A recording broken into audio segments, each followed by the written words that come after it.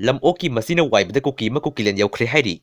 Opi Panbi and Tapasaluba, security na tong Bugari Sing to Karekpag Mayokta, police na case lakot kre. May take uyok sing the double Kalaga and Kuki Sing, Tanto Kre. Ziri Bamgi Han or see with them by Ipotom Bibu, Hanagim Pamda, Hazin Binaba, Langak Lamapam the Hizerly. Langak Lebakali Haiduna, Miam Tum Hatolaga, Kanagalebak no, Kangadu Basi, Miamsa. Myanmargi Bodada, Makata Khut Thoknabada KNA Kuntrasi Haina Thajare.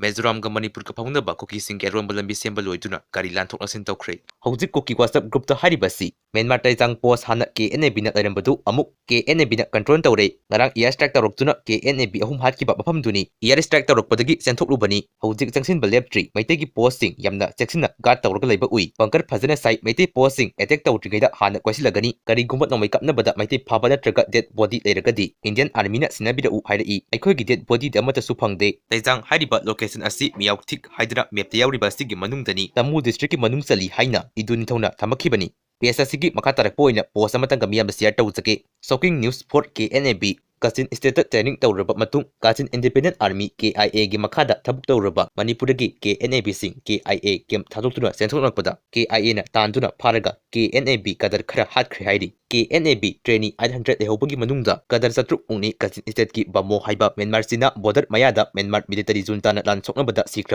Lemhoriba KNAB, Makoi Seni Adu, KIA Pazana Loina Bide, Perline that Lan Kuki Makai Kandoraga Tazili Haibagi report Ama Nasi Ayukta Siata Zakrabani, Manipura Mama Passing Makoi Sentorok Pagilambi Kiatonaba, Amadi Tinzaki Pesa, Takar Webising Adu Pinanaba Quiti Tinaribani, Makoi Sing Asi 2023 training Taunaba Sakibani, training Matamdi Taum Kaktani Atopa service paid Tahum Amagapuna Tatarukni. Madugi Matung Makoi Manipura Thorakadabani, Manipuragi Kuki leader sing Makoibu, Matam Helaba Paubada Kautopikidabani, Training Kadar Sing Amadi, Mama Para Manipura Leba, Kuki leader sing the Hizeraba Paubada, Tabiki de Heidi, Eric Hanna Equari Haina social media WhatsApp group that Taglak Pasu Tenakre. This is how Kuki leader recruited innocent youth, treated and the pin victim Haina, Idunitogi poster Tamakli.